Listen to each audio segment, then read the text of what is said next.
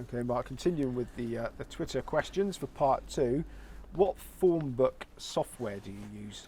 I've always used Raceform from the very start, so that used to come out in annuals, and now it's Raceform Interactive. I can't compare it to any others because I haven't used them, but Raceform Interactive just studies form. I'm not particularly interested in stats, and I'm sure there's software that is probably better for stats than Raceform Interactive, but I think if you want something which is just concentrating on form, it's probably, well, it works for me, and I've always used it, so I would recommend that to people. Okay, now going back to betting, the everybody tells me, even the shrewdest of the shrewd tell me that everybody gets a character building losing run. Now, how do you deal with them? I think the longer you do something, then the more.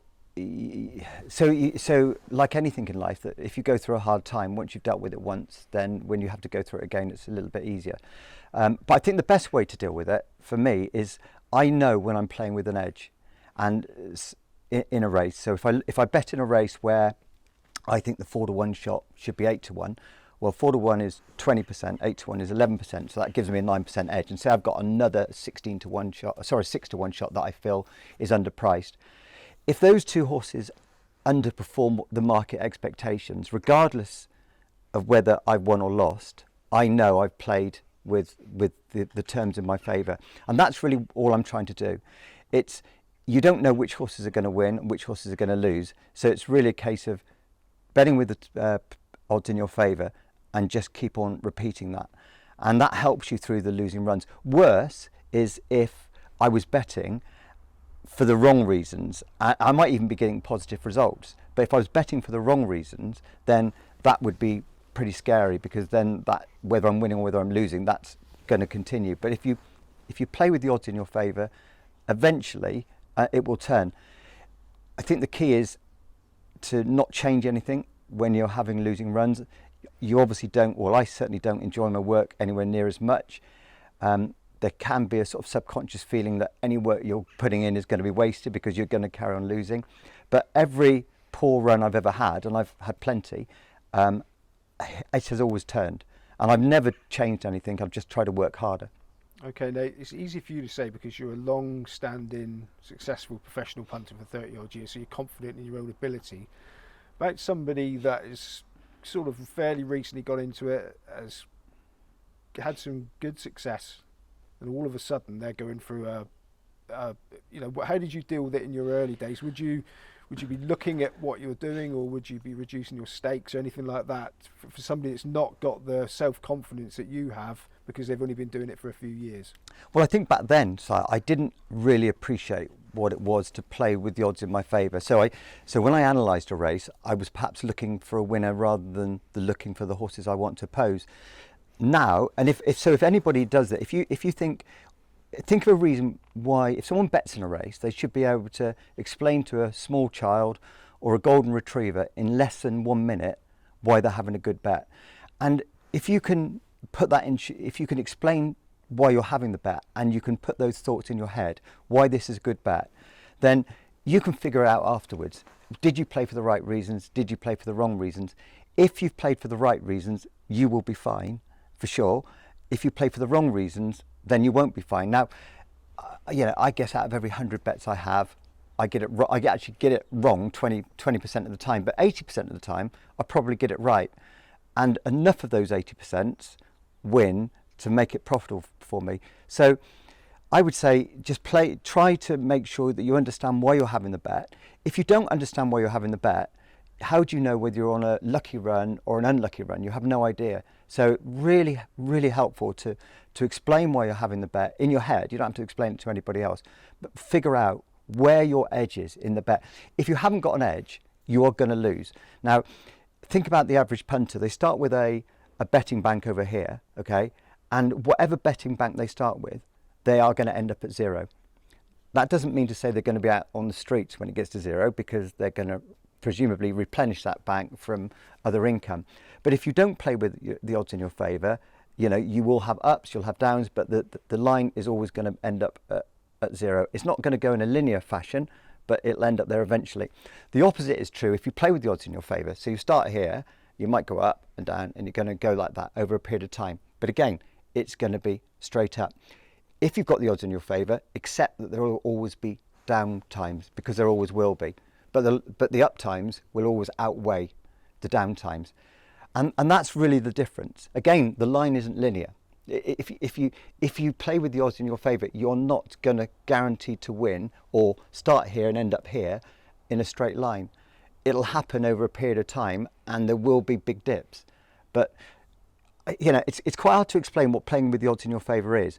But it's, if you can imagine playing roulette, where the odds, there's 37 numbers, so the odds are 36 to 1. The casino pays you out at 35 to 1. It doesn't matter how lucky you are in the short term, you will eventually lose all your money if you stay at the wheel long enough. Were the casino to pay you out at 38 to 1, you couldn't possibly lose. As long as you had sufficient capital to see you through the huge downs, which there would be, if you stayed at the table long enough, you could make a full-time income from doing it. So the odds changing from just 35 to 1 to 38 to 1, which is minuscule, will actually hugely change the long-term result, purely because you played with one system, which when you're playing with the odds against you, you can't possibly win. When you play with the odds with you, you can't possibly lose, although you can have obviously losing times. Okay, right, back to the more practical.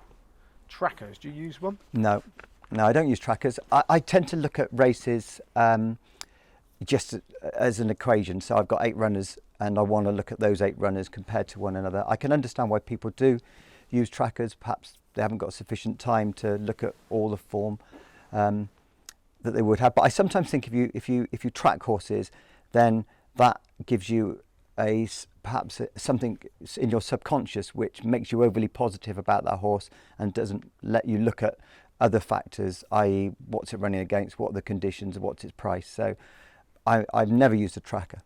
Okay, no, you only concentrate on jump racing. So what do you do in the summer when there's much less? Well, I relax a bit more, do the gardening, figure out how I can do better the next season. To be honest with you, although the jump racing isn't as intense as flat racing, because there isn't so much of it, even the winters are exceptionally long. So by the end of April, I'm normally ready for a break. Okay, so you actually have a break. Do you bother looking at the summer jumps? So this year, first year that I didn't. So I think the last day I studied form was the 25th of April, and I haven't studied a single race since then. And here we are now at the end of August, and I'll come back studying again probably from mid-September to be ready for the beginning of October. Okay, it's a practical one. Another Twitter question: how do you turn odds into percentages? It's quite straightforward. So if you have 4 to 1 shot, add 1 to it, and divide that number into 100. So 4 to 1 is 20%, because you've got 4, add 1, that's 5. Divide that number into 100. 100 divided by 5 is 20. Okay. Now then, any good books, I assume they mean racing related, that you'd recommend? There've been very good. I think there've been some really good books. Alan Potts wrote 2 good books. Obviously, Nick Morden wrote a really good book in the late 80s, early 90s, which a lot of people studied and learned a huge amount from.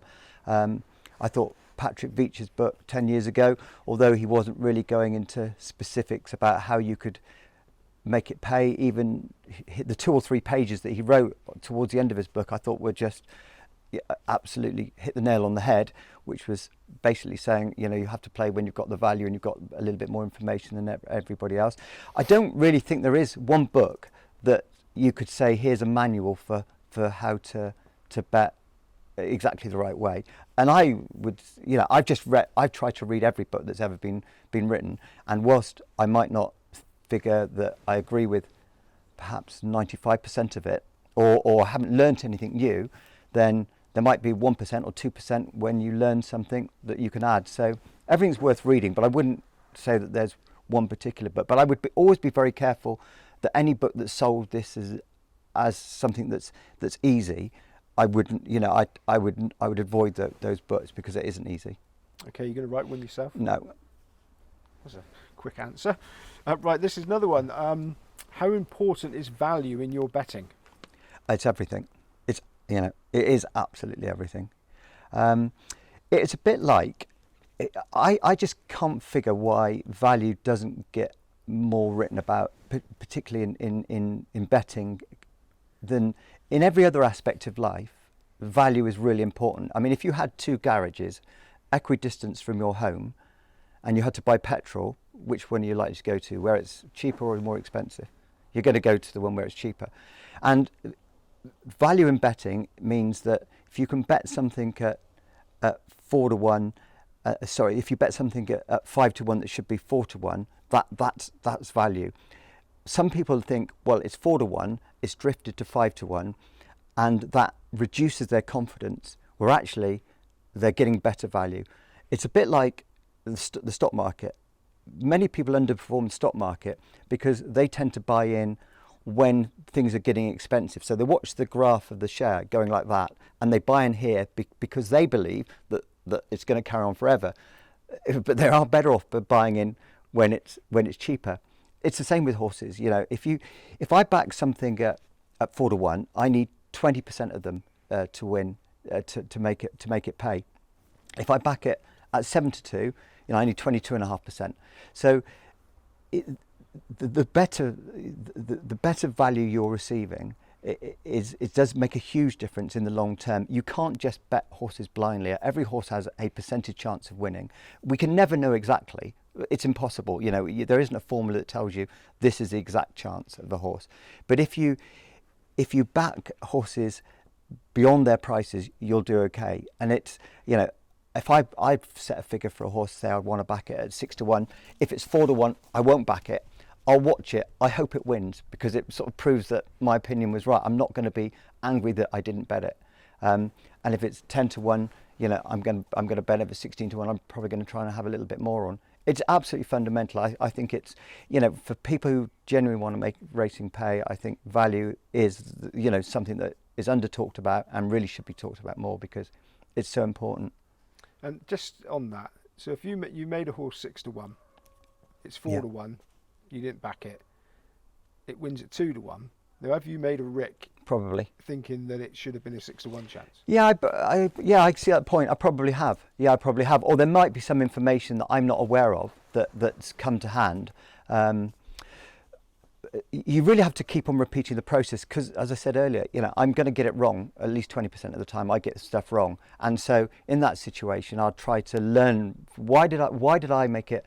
Why did I believe it was 4 to 1 and the market makes it 2 to 1? Or why did I believe it's 6 to 1? So there'll be something that they're seeing that I'm not. Now, just because the market makes something 2 to 1 and I make it 4 to 1 and it wins, it doesn't mean they're right and I'm wrong. And equally, if it loses and they've made it 2 to 1 and I've made it 4 to 1, it doesn't mean that I'm right and they're wrong. So value is something that's quite hard to figure, and knowing exactly whether you're right or you're wrong, again, is quite hard to figure. But again, going back to what I said earlier, it's understanding why you've played, and if you play for the right reasons long enough, then you'll end up doing okay. But it's not something that, people say to me, Si, who don't follow horses, so they understand what I do. They say, when you've got a winner, give me a call. They don't say when you've got a winner. When you've got a good bet, give me a call. Now, their definition of a good bet is a winner, is something that's going to win. That's the definition of a good bet. My definition of a good bet is finding a horse that should be 6 to 1 that I can bet at 16 to 1. Now, if I make something 6 to 1, if I think it's got a 6 to 1 chance of winning, I'm basically saying that's around about a 15%, 14% chance that I think it's got of winning. So my idea of a good bet, 15% chance of winning, 85% chance of losing. Now, these people would get very, very sick of me very quickly if I rang them up and say, here you go, this is a really good bet, but it's got a 15% chance of winning or an 85% chance of losing. So the definition of what people perceive to be a good bet is two different things. If you're here to make it pay, your definition can only be, am I getting the right price? Is this price good value? If you're a once-off, if you bet twice a year, your definition of a good bet will purely be whether it wins or whether it loses.